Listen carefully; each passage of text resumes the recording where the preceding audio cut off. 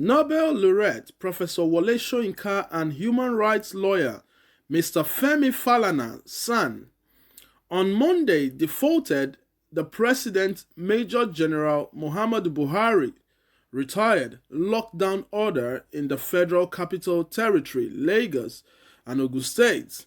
But the Attorney General of the Federation, Abubakar Malami, SAN, in a statement in Abuja said Buhari did not commit any illegalities.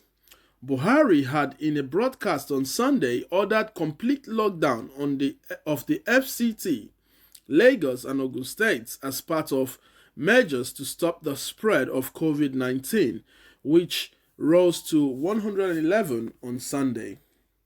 But Wole Soyinka, in a statement on Monday titled Between COVID-19 and Constitutional Encroachment, signed from his autonomous residence of Ijegba, Ogun State, where he's on self-quarantine, said the country was not in a war emergency. He said, "Constitutional lawyers and our elected representatives should kindly step into this and educate us. Mere lay minds. The worst development I can conceive is to have a situation where rational measures for the containment of the corona pandemic are rejected on account of their questionable genesis. This is a time for unity of purpose, not nitpicking dissensions." So, before this become a habit, a question: does President Muhammadu Buhari have the power to close down the state borders? We want clear answers. We are not in a war emergency. Appropriately focus on measures for the saving lives and committed to making sacrifices for the preservation of our communities. We should nonetheless remain alert to any encroachment on constitutionally demarcated powers. We need to exercise collective vigilance and not compromise the future by submitting to interventions that are not backed by law and constitution. The Nobel laureate wondered how a president who had clearly been on a wall, absent from where one should be, suddenly woke up after a long siesta to start issuing orders. But Malami berated the president's critics, particularly a human rights lawyer, Ebun Olu Adegboruwa. Adegboruwa had said the president had no right to make such a proclamation without recourse to the National Assembly. The AGF, in a statement on Monday, said the president did not commit any illegalities. He said it is important to inform the discerning members of the public that the president did not make a declaration of a state of emergency under Section 305, subsection 1 of the 1999 Constitution as amended, which would have required the concurrence of both houses of the National Assembly. Even at the Section 305, subsection 6, subsection B of the 1999 Constitution as amended, permits a proclamation of a state of emergency to run for a period of 10 days without the approval of the National Assembly when the Parliament is not in session, as in the present situation wherein the National Assembly has shut down. However, in a related development, a human rights lawyer in Nihibe, Effiong, says he is approaching a federal high court to stop the president from restricting the movement of Nigerians living in Lagos, Ogun, and Abuja. This is despite the partial closure of courts by the Chief Justice of Nigeria, Tanko Muhammad.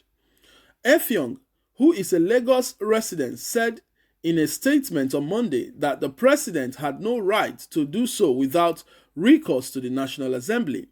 The Lagos-based lawyer further stated that it was wrong of Buhari to have restricted movement without the backing of any law.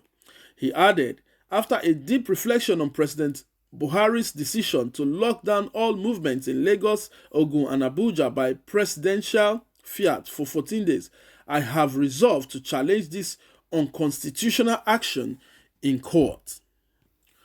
No responsible democratic and civilized country would throw its constitutional and laws into the dustbin in an effort to tackle a pandemic like COVID-19, the way President Muhammadu Buhari has done. Freedom of movement is a fundamental right guaranteed by Section 41 of the Constitution. So, my people, this is what is going on. This is what is happening now in Nigeria. You know, our very own Nobel laureate, Professor Wole Soyinka, a human rights lawyer, Femi Falana, we all know them. They have come to say that what President Muhammadu Buhari has done, it's unconstitutional. And for the lockdown, it's throwing our laws into the bin. And they have called upon the lawyers, you know, the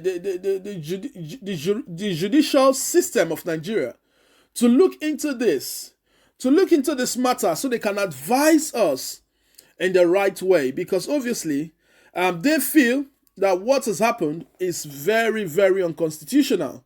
That before President Muhammadu Buhari will call for a total lockdown, it has to go through the National Assembly.